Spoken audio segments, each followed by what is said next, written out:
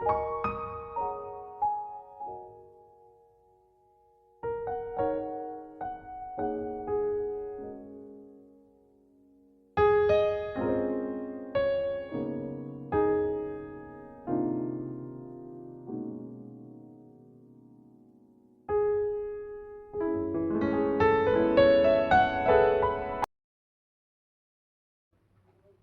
friends, welcome to my program Colors Punch.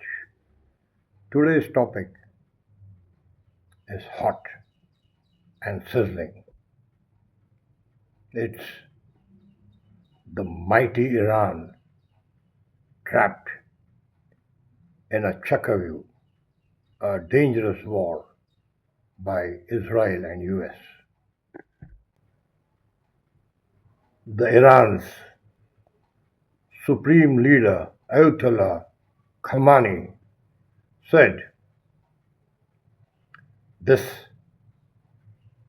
war or attack was legal and legitimate. He further said that Iran has no role to play in it and added salt to the wounds by saying that this was the most minimum punishment given to Israel, a zionist state. The Hamas butchers on 7th October 2023 morning were briefed by their leader Mohammed Deif and their political boss Yahya Sinawar to end the last Jew settlement on earth. Hell was let loose on Israel. They were celebrating their festival day when over 5,000 missiles, rockets landed on Israel, followed by a deadly attack. 6,000 Hamas mounted on vehicles, motorcycles, power-driven gliders, amphibious landings, broke through the wire fencing in 110 places and fell on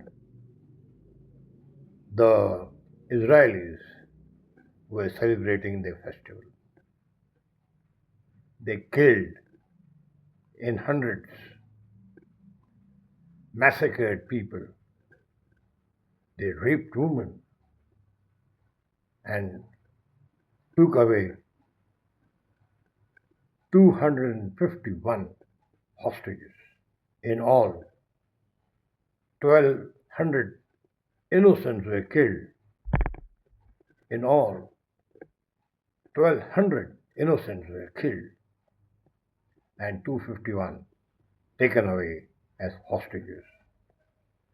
This will go down as the deadliest massacre after the horrendous Holocaust war.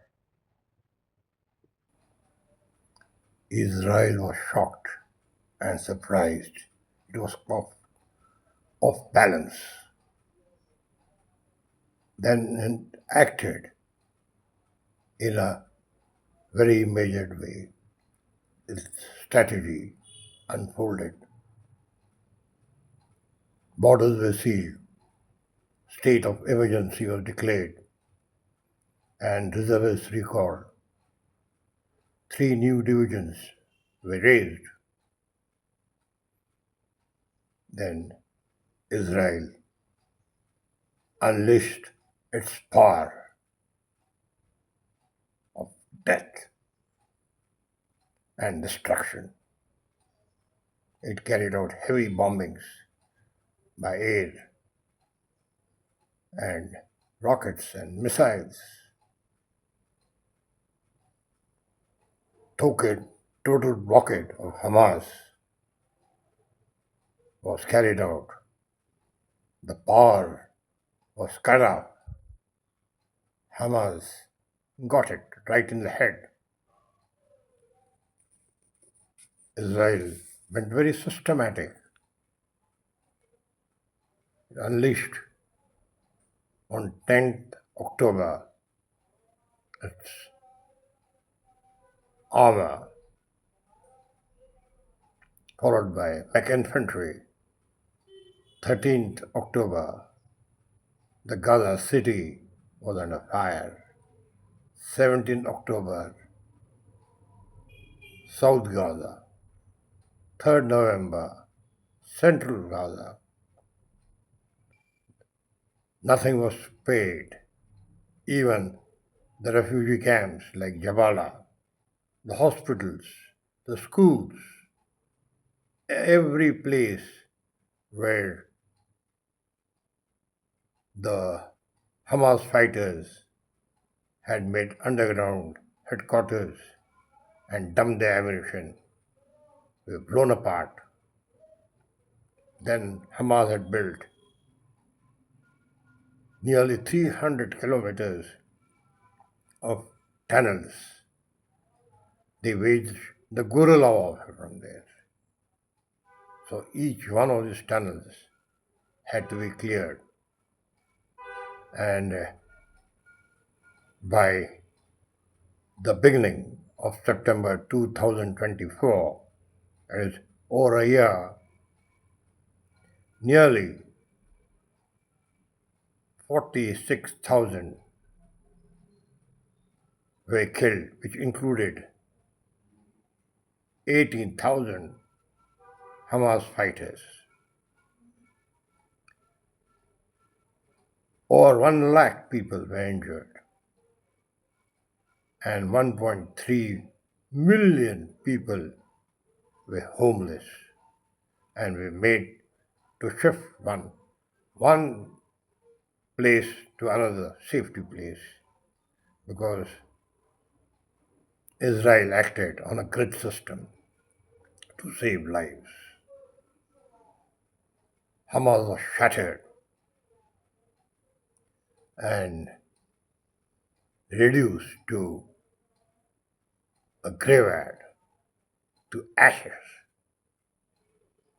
Hamas had never thought of this terrible damage that will come to them. Well, when Hamas was fighting all the way, the battle was also going on between Hezbollah in Lebanon, Houthis and Syrians. They added fuel to the fire, and it was their turn to face fire with fury.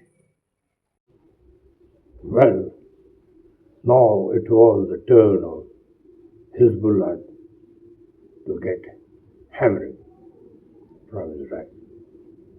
Hezbollah was the most powerful proxy of Iran, and it had given bloody hell to Israel in 2006 when it killed 112 Israeli soldiers.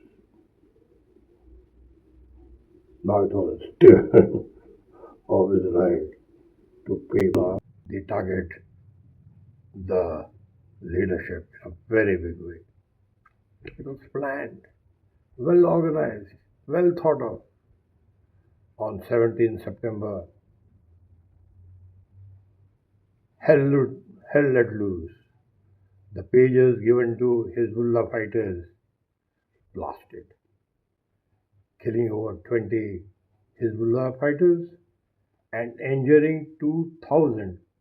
Means they will be out of action as their hands, feet, fingers, eyes were shattered. Hezbollah was still recovering from the shock the next day. The walkie-talkies bursted. Just imagine the plan of Israel.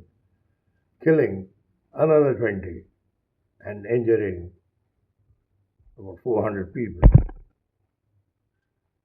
Hell was let loose in every corner of Beirut. Wherever there was a headquarters or living areas of his were smashed by heavy artillery. Hezbollah Supremo or big leader Hassan Nasrallah and his leaders were having a conference in the basement of a building. Israel sent its fighters and bombers. They dropped 80 bombs, concrete penetrating, and the game was over for Hassan Nasrallah. They also killed his next, the second in line, the third in line, and with pagers and walkies blocking the junior leadership. It is now all open for Israel to now set its eyes on the next target, that is Iran. It's now the turn of mighty Iran, who has trained, organized, and armed its proxies like Hamas, Hezbollah, Houthis, and Iraq and Syria. They have bled Israel and the US forces all along. Iran has been very weak because for ages it has not fought a war. Khamenei knows that fighting a war will not be a success, it might just be disastrous. Remember, Iran is behind the formation of axis of resistance. These are the militant groups who have shared objectives to destroy Israel. It wants to confront the influence of US and Israel in Middle East. It has even attacked Saudi Arabia and the forces, US forces in Middle East. Devoured Hamas in a year of fighting. It has nearly finished Hezbollah, and body blows have been given to Houthis and Damascus. Israel is itching to fight because Iran has hit it 3 times. The first time in April 2024 after bombing of Iran embassy in Damascus and killing 2 Iranian generals. Iran fired 170 drones, the highest in war so far, 30 cruise missiles. Then, in July 2024, when Ismail Haniyeh, top Hamas leader, came to Tehran to take part in the swearing-in ceremony of the new president, he stayed with the Revolutionary Guards, and Iran, with all its mighty intelligence, could not stop Israel from killing Ismail Haniyeh. Iran fired on Israel the third time. This was in October 2024 when Israel bombarded Hezbollah headquarters and killed Hassan Allah Nasser.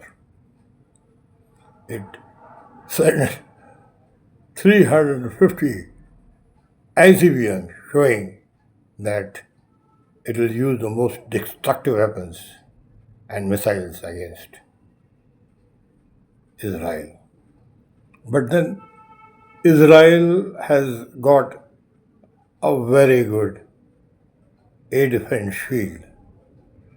It has got the Arrow 2, David Sling, and the Iron Drones, which have negated 90% of Iran, Hamas, and Lebanon attacks.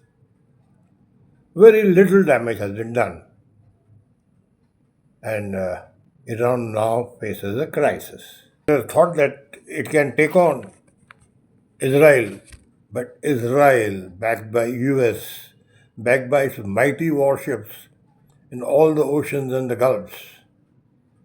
Therefore, now Iran is sweating. Your guess is as good as mine.